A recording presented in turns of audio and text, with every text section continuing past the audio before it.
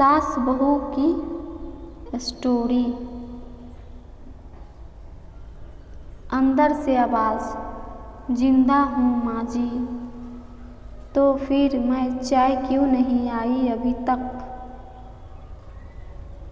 कब से पूजा करके बैठी हूँ, ला रही हूँ माँ जी। बहू चाय के साथ भजिया भी लेके आई। सास ने कहा, तेल का खिलाकर क्या मारोगी? बहू ने कहा, ठीक है माँ जी, ले जाती हूँ। सास ने कहा, रहने दो, अब बना दिया है तो खा लेती हूँ। सास ने भजिया उठाई और कहा, कितनी गंदी भजिया बनाई है तुमने। बहू, माँ जी मुझे कपड़े धोने हैं, मैं जाती हूँ। बहू दरवाजे के पास छिपकर खड़ी हो गई। सास भजिया पर टूट पड़ी और पूरी भजिया ख़त्म कर दी। बहू मुस्कुराई और काम पर लग गई।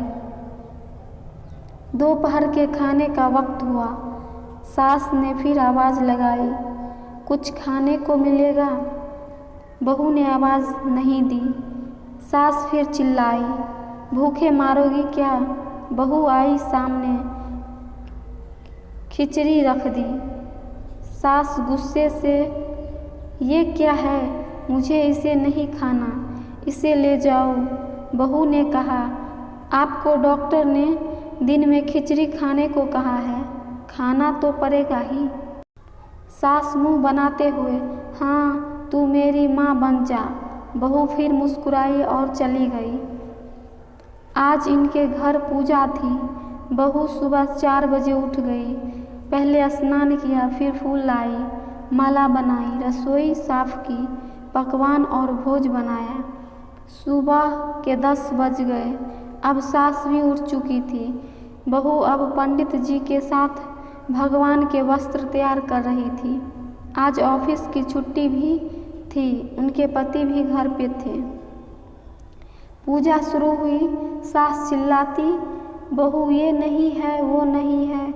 बहू दौड़ी दौड़ी आई और सब करती। अब दोपहर के 3 बज गए थे। आरती की तैयारी चल रही थी। पंडित जी ने सबको आरती के लिए बुलाया और सबके हाथ में थाली दी। जैसे ही बहू ने थाली पकड़ी, थाली हाथों से गिर पड़ी। शायद भोज बनाते हुए बहू के हाथ में तेल लगा था, जिसे वो पोंछना भूल गई थी। सारे लोग तरह तरह की बातों करने लगे। कैसी बहू है, कुछ नहीं आता, एक काम भी ठीक ढंग से नहीं कर सकती, ना जाने कैसी बहू उठा लाया। एक आरती की थाली भी संभाल नहीं पाती। उसके पति भी गुस्सा हो गए, पर सास चुप रही, कुछ नहीं कहा, बस यही बोल के छोड़ दिया, सीख रही है, अब सीख जाएगी धीरे धीरे। सबको खाना परोसा जाने लगा। बहू दौड़ दौड़ के खाना देती, फिर पानी लाती।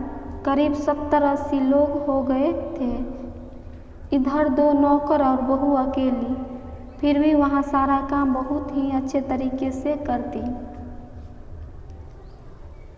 अब उसकी सास और कुछ आस पड़ोस के लोग खाने पर बैठे।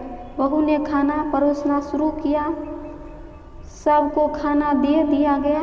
जैसे ही पहला निवाला सास ने खाया, तुमने नमक ठीक से नहीं डाला क्या? एक काम ठीक से नहीं करती, पता नहीं मेरे बाद कैसे ये घर संभालेगी। आस पड़ोस वालों को तो जानते ही हो ना साहब, वो बस बहाना ढूंढते हैं नुक्स निकालने का। फिर वो सब शुरू हो गए, ऐसा खाना है, ऐसी बहू है, ये वो वगैरह वगैरह। दिन का खाना हो चुका था। अब बहू बर्तन साफ करने नौकरों के साथ लग गई। रात में जगारता का कार्यक्रम रखा गया था। बहू ने भी 1-2 गीत गाने के लिए स्टेज पर चढ़ी। सास जोर से चिल्लाई, मेरी नाक मत कटा देना, गाना नहीं आता तो मत गा, वापस आ जा। बहू मुस्कुराई और गाने लगी। सबने उसके गाने की तारीफ की, पर सास मुंह फुलाते हुए बोली, इससे अच्छा तो मैं गाती थी जवान में, तुझे तो कुछ भी नहीं आता। बहू मुस्कुराई और चली गई। अब रात का खाना खिलाया जा रहा था। उसके पति के ऑफिस के दोस्त साइड में ही ड्रिंक करने लगे। उसका पति चिल्लाता, थोड़ा बर्फ लाओ, तो सास चिल्लाती, यहाँ दाल नहीं है। फिर चिल्लाता, कोल्ड ड्रिंक नहीं है, पापड़ ले आओ। इधर उधर आखिरी में उसके पति की शराब गिर पड़ी उसके एक दोस्त पर और बोतल टूट गई। पति गुस्से में 2 झापड़ अपनी पत्नी को लगाते हुए कहा, जाहिल कहीं की, देखकर भी नहीं कर सकती, तुझे इतना भी काम नहीं आता। सारे लोग देखने लगे। उसकी पत्नी रोते हुए कमरे की तरफ दौड़ी। फिर उसके दोस्तों ने कहा, यार पूरा मूड खराब कर दिया, यहाँ नहीं बुलाया होता, हम कहीं और पार्टी कर लेते। कैसी अनपढ़ गंवार बीवी ला रखी है तूने, उसे तो मेहमानों की इज्जत और काम करना तक नहीं आता, तुमने तो हमारी बेइज्जती कर दी। अब आस पड़ोस की औरतों को और बहाना मिल गया था। वह कहने लगी थी, देखो क्या कर दिया तुम्हारी बहू ने, कोई काम की नहीं है। मैं तो कहती हूँ अपने बेटे की दूसरी शादी करा दो, छुटकारा पाओ इस गंवार से। सास उठी और अपने बेटे के पास जाकर उसे थप्पड़ मारा और कहा, अरे नालायक, तुमने मेरी बहू को मारा, तेरी हिम्मत कैसे हुई, तेरी टांग तोड़ दूंगी। उसके बेटे के दोस्त कुछ कहने ही वाले थे कि उसकी माँ ने घूरते हुए कहा, चुप, बिल्कुल चुप, यहाँ दारू पीने आए हो जबकि पता है आज पूजा है और तुम्हें पार्टी करनी है।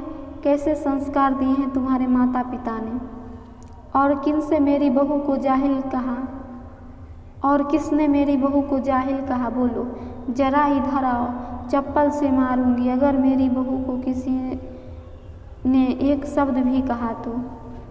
अरे पापी, तूने इस लड़की को बस इसलिए मारा कि तेरी शराब टूट गई।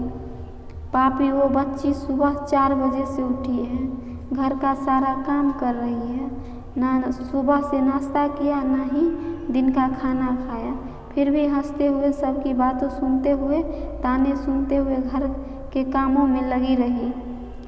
तेरे यार दोस्तों की वो अच्छी नहीं लगी, जूते से मारूंगी तेरे दोस्तों को जो भी उन्होंने ऐसा कहा। उसके यार दोस्त चुपके से खिसक लिए। अब सास बहू के कमरे में गई और बहू का हाथ पकड़कर बाहर लाई। सबके सामने कहने लगी, किसने कहा था अपनी बहू को घर से निकाल के दूसरी बहू ले आना, जरा सामने आओ। कोई सामने नहीं आया। फिर सास ने कहा, तुम जानते भी हो इस लड़की के बारे में, ये मेरी माँ भी है, बेटी भी। हाँ, इसलिए मुझे गलत काम करने पर डांटती है, और बेटी इसलिए कभी कभी मेरी दिल की भावनाओं समझ जाती है। मेरी दिन रात सेवा करती है, मेरे 1000 ताने सुनती है, पर एक शब्द भी गलत नहीं कहती, ना सामने ना पीठ पीछे। और तुम कहते हो दूसरी बहू ले आ। याद है ना छुटकी की दादी, अपनी बहू की करतूत। सास ने गुस्से से पड़ोस की महिला को कहा, अभी पिछले हफ्ते ही तुम्हारे मियाँ बीवी भूखे छोड़ घूमने चले गए थे। मेरी इस बहू ने 7 दिन तक तुम्हारे घर पर खाना पानी, यहाँ तक कि तुम्हारे पैर दबाने जाती थी, और तुम इसे जाहिल बोलती हो। जाहिल तो तुम सब हो जो कोयल और हीरे में फ़र्क नहीं जानती, कोयले और हीरे में फ़र्क नहीं जानती। अगर आइंदा मेरी बहू के बारे में किसी ने एक लफ्ज़ भी बोला तो मुझसे बुरा कोई नहीं होगा, क्योंकि ये मेरी बहू नहीं, मेरी बेटी है। बहू सिसकियाँ लेते हुए फिर कमरे में चली गई। सास ने एक प्लेट उठाई और भोजन परोसा। बहू के कमरे में खुद ले गई। सास को भोजन लाते देखा तो बहू ने कहा, अरे माँ जी आप क्या कर रही हो, मैं खुद ले लेती।